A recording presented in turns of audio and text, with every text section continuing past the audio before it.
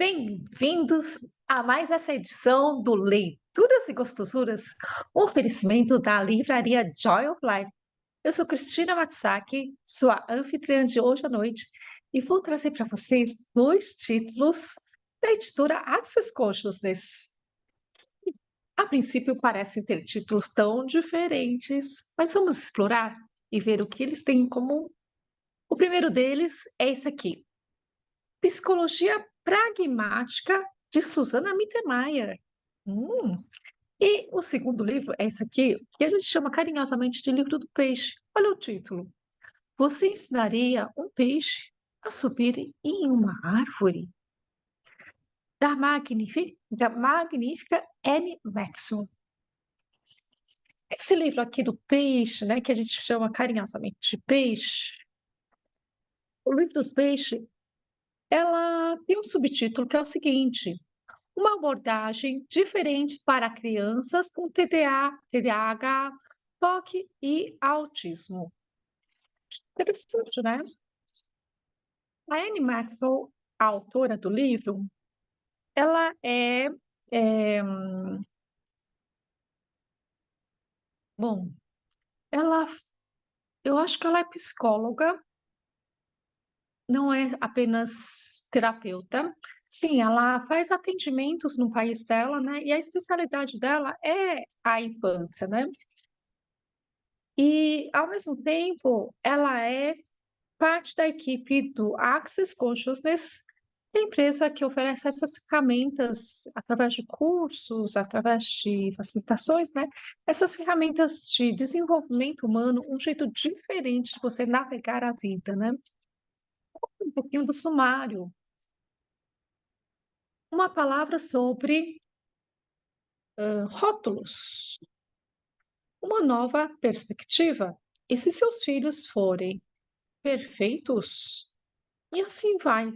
São 20 itens. Não, não são 20, não, são 24 itens aqui, né?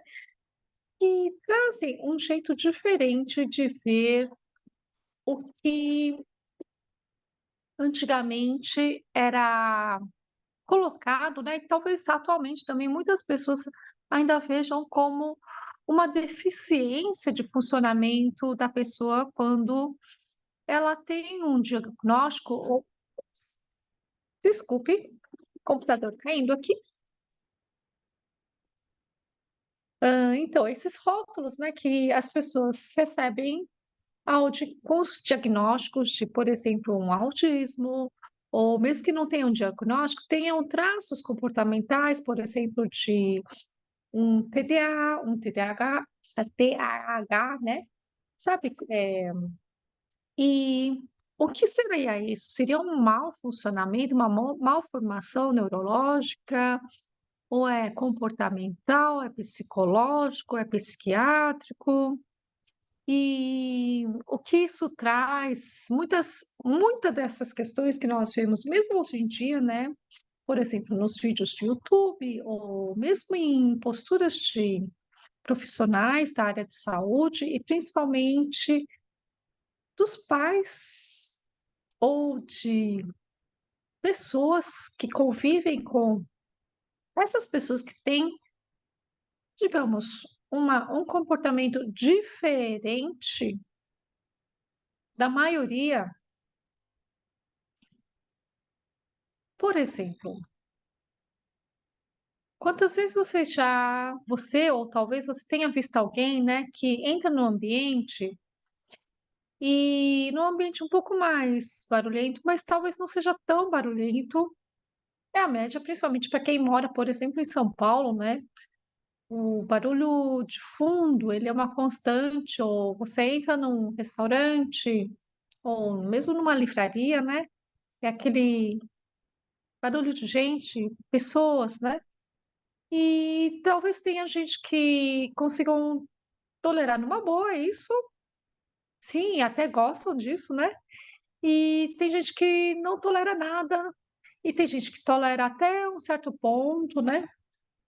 E quantas vezes você já se sentiu assim, esses limites de tolerância, entre aspas, né, que talvez você tivesse que se treinar, talvez você tivesse que olhar mais e ver se que problema é esse que te faz tão intolerante a barulho, ou talvez a luminosidade, né? Por exemplo, entra num shopping center.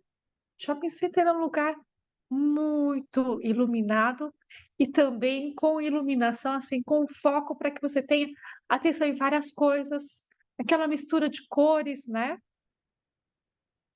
E mesmo assim, assistindo alguns tipos de filme ou vídeo, principalmente nas tendências que vem nos últimos 2, 3 anos, né, por exemplo, aquela rapidez de movimento ou de cortes de cena e a coloração dela também numa e a luminosidade, né. Quem já se sentiu: "Nossa, acho que eu sou muito sensível a isso, não sou nada tole", eu tento assistir ou tento ficar nesses ambientes mais iluminados, né, mas parece que isso me irrita tanto, ou eu tenho que me esforçar tanto para não me irritar com isso e tentar conviver com as pessoas. Por exemplo, você vai no shopping com sua amiga, né, você tá tentando ter uma convivência, um momento, né, de compras legal com sua amiga, mas aquele monte de luz te atrapalha, né, você volta, assim, exausta. Quantas vezes, aliás, eu digo por minha experiência, né, entrava num supermercado, principalmente esses hipermercados, aqui perto de casa tem um, hipermercado extra, sabe aqueles extras enormes? Uns mercados enormes, né, hipermercados. Ok, começava a fazer as compras, teve época que eu passava tão mal que, puf, desmaiava no meio do mercado, falava: "Eita nós". Depois de um tempo, falava: "Não, tem que dar um jeito, né, não eu tenho que conseguir fazer mercado", né, não era tão comum as compras online naquela época, né. Então, é como se eu começasse a aprender os pré-sinais de que estava chegando no limite, eu deixava o carrinho, saía uma vez, avisava o atendente que aquele carrinho era meu, que eu ia voltar, saía, tomava um ar, depois voltava. Enfim, era tanto trabalho, e o que mais era possível, assim, estava me sentindo muito errada, né, com tudo isso, né. E sim, eu tô falando de alguns sintomas, eu não tenho nenhum diagnóstico de nada disso, né, mas são comportamentos que, com certeza, muitos de vocês talvez estejam passando. Ou aquela pessoa que tem muitas ideias ao mesmo tempo, tem dificuldade de foco? "Menino, foca aqui, termine primeiro a lição, depois você assiste televisão". Mas depois de adulto, esse menino descobre que ele consegue resolver, sei lá, as integrais, triplas de não sei das quantas de matemática, um negócio difícil de matemática, quando a TV está ligada, quando ele está procurando, sei lá, algum assunto interessante na internet, com a TV ligada, ele consegue resolver aquelas coisas matemáticas muito mais rápido. Ou enquanto você não tem 5.000 abas abertas no seu navegador, você não começa a trabalhar, né, pessoal de home office, ou o que é isso? É falta de foco? É uma distração? É procrastinação? Pode ser tudo isso, sim. Mas o que será realmente um foco, né? Será que você precisa de um foco para realmente surfar no fluxo de uma atividade ou é outra coisa? Você funciona de um outro jeito? Hum? Será que é uma hipersensibilidade que impossibilita uma vida normal de, por exemplo, poder ir num hipermercado ou frequentar um shopping com muita gente? Ou poder assistir um filme. Será que é uma hipersensibilidade que a gente precisa desensibilizar para poder curtir as coisas da vida? ou é uma awareness,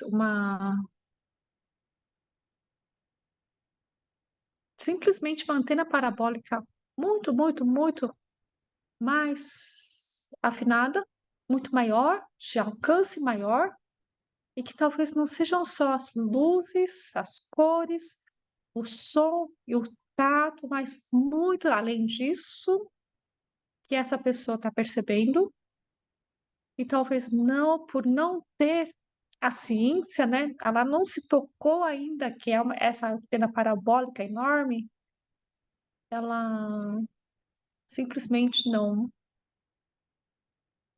acha que é errado, e talvez reconheça isso e não consiga usar isso a favor dela na vida dela.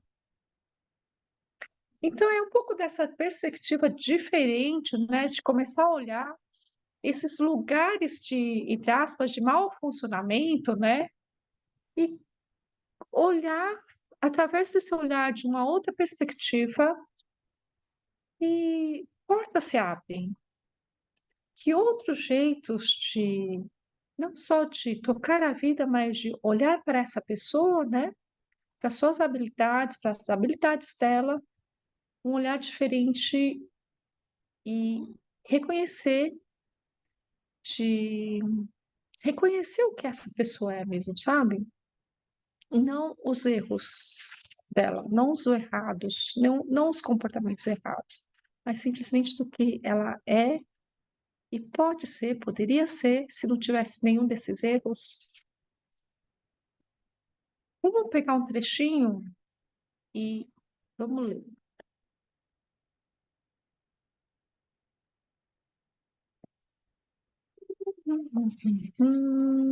E trecho?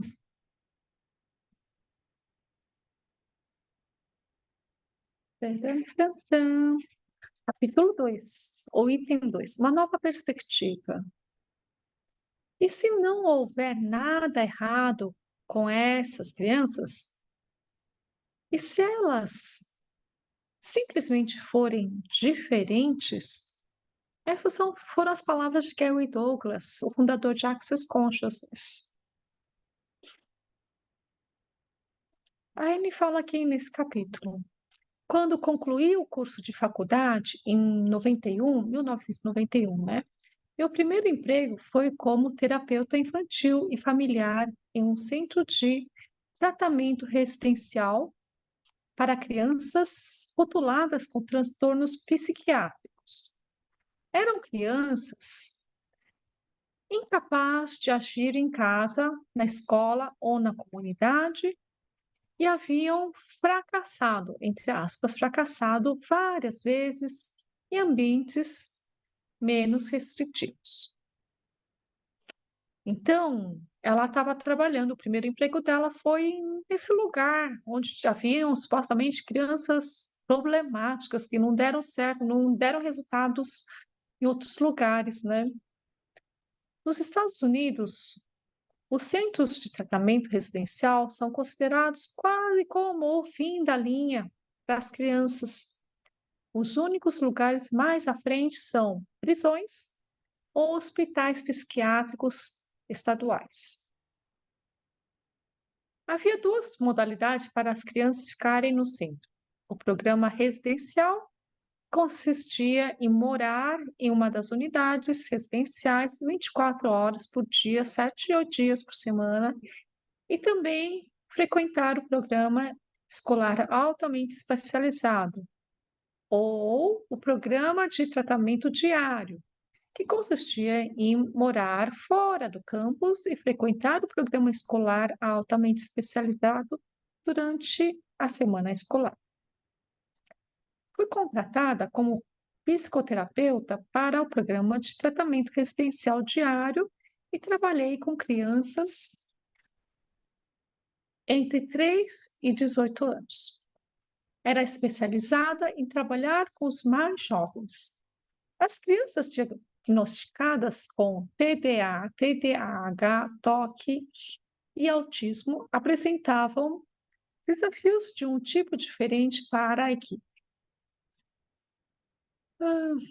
Muitas se movimentavam constantemente, mesmo quando sentadas em cadeiras.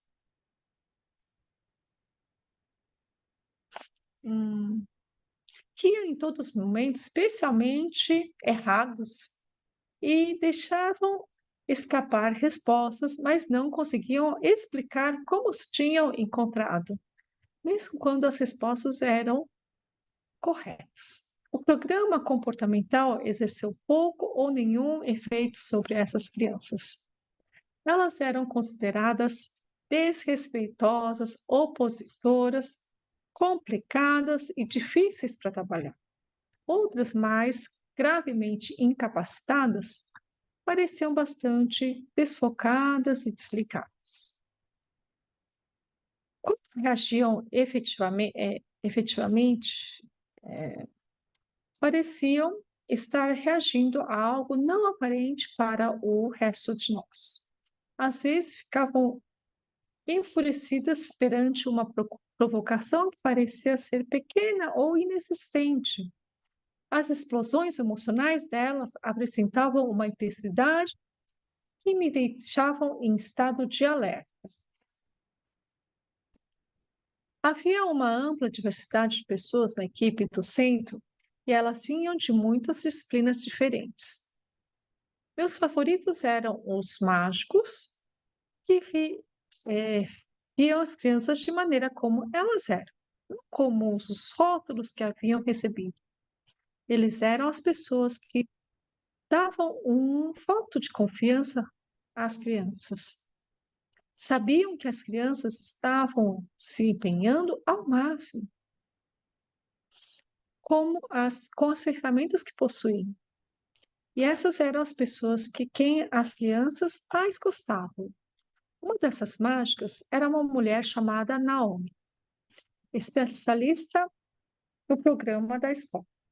Quando conheci Naomi, eu era recém-formada e sentia uma ligação particular por crianças com dificuldade em se concentrarem e ficarem focadas. Perguntei-lhe sobre crianças com TDA e TDAH. Ela disse: é como se houvessem centenas de telas de televisão em suas cabeças e cada tela estivesse sintonizada em um canal diferente. O volume é alto e elas não têm à mão um controle remoto para diminuí-lo ou mudar todas as telas para o mesmo canal. Elas não conseguem evitar. Isso fez sentido para mim. Às vezes parecia que as crianças se esforçavam muito para ficarem focadas e se concentrarem, mas pareciam totalmente incapazes de conseguir.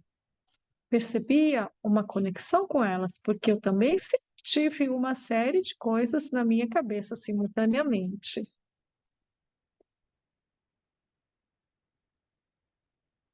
Então, quando eu era criança, me falavam para prestar atenção. Muitas vezes me perguntavam o que havia de errado comigo e me impediam de fazer isso. No programa havia uma ênfase em medicações e as capacidades de sentar quieto e escutar eram muito valorizadas. Ficava sempre claro quando os remédios iam longe demais, na direção oposta, e as crianças focavam no que faziam, excluindo tudo mais ao redor. E, por exemplo, pintavam com tanta força que os pincéis rasgavam o papel. Com doses altas de medicamentos, era como se as crianças ficassem em, embobadas. O brilho delas desaparecia.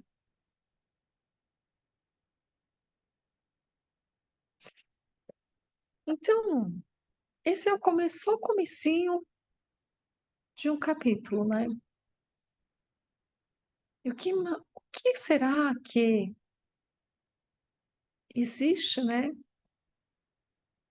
Além do que se costuma assim enxergar quando essas crianças estão justamente no comportamento problemático, dito problemático, né, pela maioria.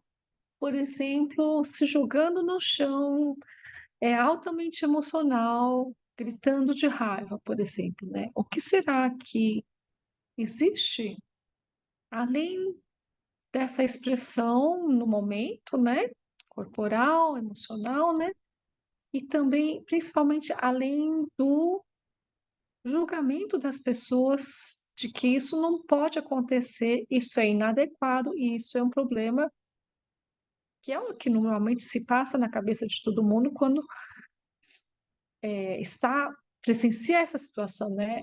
E também a necessidade de, eh, corrigir essa situação, né, e que uma vontade de não participar dessa situação, e sim, principalmente se for seu filho ou a criança que você está cuidando, por exemplo, de um uma preocupação de ter que dar um jeito na situação e também a preocupação do que os outros podem achar ou do que você está achando de si mesmo, que está cuidando dessa criança, né. Então todas essas coisas são apenas pensamentos, julgamentos, né, que passam na cabeça das pessoas ao redor, mas nenhuma delas fala sobre o que realmente acontece no mundo da criança, né. O que realmente poderia o que isso sobre o que isso tudo diz respeito, né. Então, se pudermos tirar todo esse incômodo que traz uma situação dessas, entre aspas, "problemática", né, se a gente puder tirar toda a expectativa ou a projeção sobre como a gente gostaria que essa criança se comportasse e as preocupações sobre o futuro, seja ela próxima ou longe, né, como vai ser isso, se a gente pudesse tirar tudo isso e simplesmente puder olhar mais longe ou talvez mais profundamente, né, no mundo dela, o que será que pode aparecer? Esse livro todo, ele é uma exploração, né, disso, dessas capacidades diferentes, num olhar totalmente, eu diria, mais que inovador, pois apenas dentro de Access Consciousness, nas palavras que a Annie Maxwell começou, né, dentro do Access, com esse olhar de e se simplesmente forem capacidades diferentes, né? Não tem gente que ouve som acima da média da frequência auditiva? Isso é uma capacidade, digamos, física, né?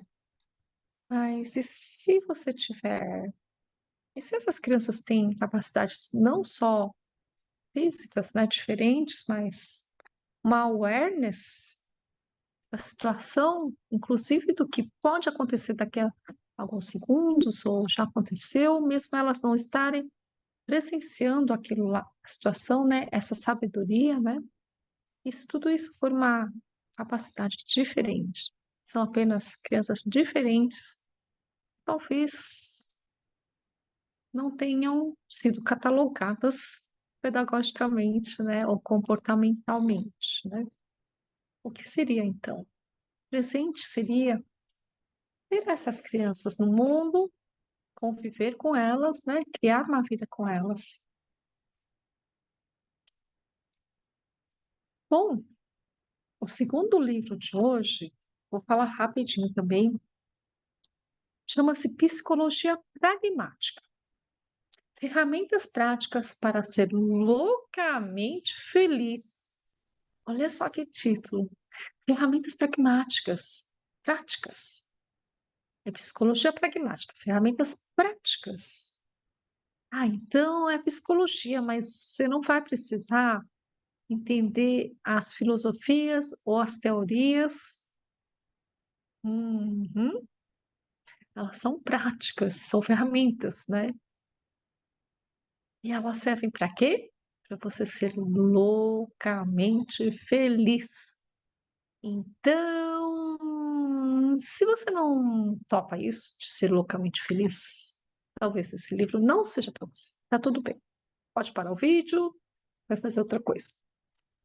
Mas se de repente você quer pelo menos dar uma espiadinha nesse livro, ferramentas práticas para ser loucamente feliz. Olha só. Gente, esse livro também tem um sumário enorme. Vamos pegar só um pedacinho aqui. Depressão. Interessante, né? Tem uns títulos de item aqui, ó, de capítulo muito interessantes. É maluco, mas funciona. O que será isso? Defesa. Você no seu castelo. Hum. Suas deficiências, na verdade, são superpoderes. Hum, interessante. Saindo do abuso. Uau! Saindo do abuso. Depressão. Morto-vivo. Você realmente quer mudar? Caramba! Se você tem uma situação que você chama de problema, será que você realmente quer mudar? Vamos lá, vamos ver um pouquinho só. Página 117 da versão portuguesa, depressão.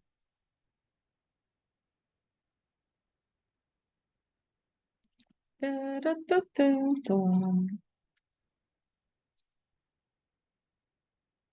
Olha só, capítulo 13, depressão.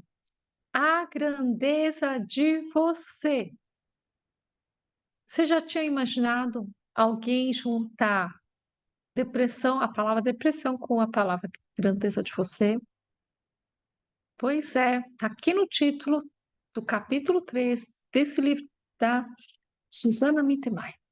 Ela é psicóloga, ela é uma palestrante assim mundial, ela dá muita palestra para associação de médicos, associações de saúde, né, e empresas também. Vamos ver o que que ela tem para falar. Enquanto você estiver respirando, poderá começar tudo de novo. Música que estou ouvindo enquanto escrevo isso. Muito verdadeiro. A depressão é uma das principais razões pelas quais as pessoas procuram a psiquiatria ou aconselhamento psicológico. A maioria das pessoas, em algum momento da sua vida, fica deprimida. É um estado em que se tem o ponto de vista de que não existe mais alegria e que não há como as coisas possam mudar. As pessoas dizem que não têm energia para dar um único passo para criar algo diferente. Meus clientes costumam dizer que são vítimas de uma depressão, tentaram de tudo e nada ajudou. Estão cansados demais para poder mudar de estado. Às vezes, encontro clientes tão deprimidos que pararam de falar. Estar deprimido é uma maneira de morrer lentamente. É o estado em que alguém desistiu e se rende às limitações dessa realidade. Um suicídio lento. Como posso colocar isso? Bem, pergunte-se a depressão, pergunte-se, a depressão é algo que domina ou as pessoas estão escolhendo ficar deprimidas? Sim, elas estão escolhendo ficar deprimidas. É uma escolha. Elas tinham sim outras opções, elas poderiam escolher outra coisa, mas as pessoas num dado momento, as pessoas deprimidas, elas num dado momento escolheram ficar deprimidas. E dia após dia, momento após momento, escolhem estar deprimidas. até o momento, até o dia que elas escolhem outra coisa. Isso não é muito diferente, gente. É uma maneira passiva de existir e é uma escolha ativa, mas não é uma escolha consciente. As pessoas deprimidas escolhem render às limitações da vida. Elas podem não estar cientes do fato de que estão escolhendo isso. O ponto de vista delas é que elas não têm escolha. Além isso, observe o que está acontecendo no seu universo e no seu corpo. Quando você e seu corpo estão cientes da energia da expressão, essa energia é familiar para você. Agora, em vez de combatê-la e tentar impedi-la, baixe todas as suas barreiras, ainda mais e mais esteja totalmente presente com essa energia. E mais ainda, e fique com ela por um tempo, 1 minuto ou alguns minutos ou até mais do que isso. O que mudou? Eu recomendo que você anote o que mudou para você depois de estar presente com a energia da depressão por um tempo. Você percebe que você fez essa energia mais poderosa do que você? É apenas uma energia. Então, quão real é a depressão e quão real você a tornou ao concordar e alinhar com o ponto de vista de que isso é real? E se a depressão não passar de um ponto de vista interessante? A energia da depressão é uma energia familiar para você. Essa é a energia que você chama de vida?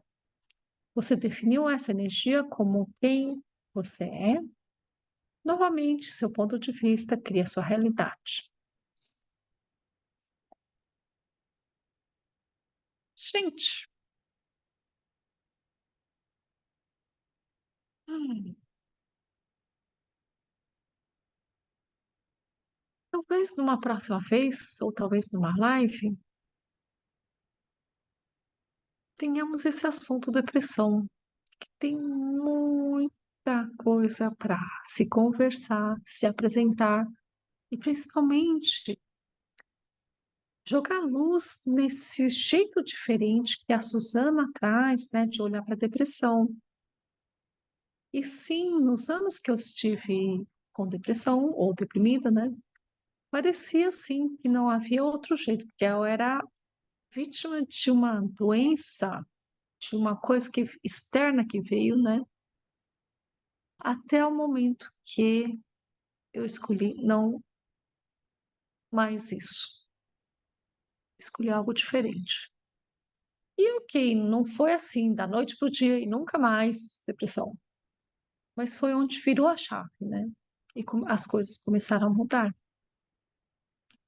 Então, talvez a gente se encontre para continuar essa conversa num outro dia. Muito obrigada por estar aqui nesse Leituras e Gostosuras. E, gente, me contem se vocês já leram, já conheciam esses 2 livros maravilhosos. Se você já leu ou está lendo um trechinho, comenta aqui qual é o seu trecho preferido, o que que mudou na sua vida, o que que não mudou, o que que você achou, o que que você não achou, tá bem? Muito obrigada, um beijo. Tchau, tchau.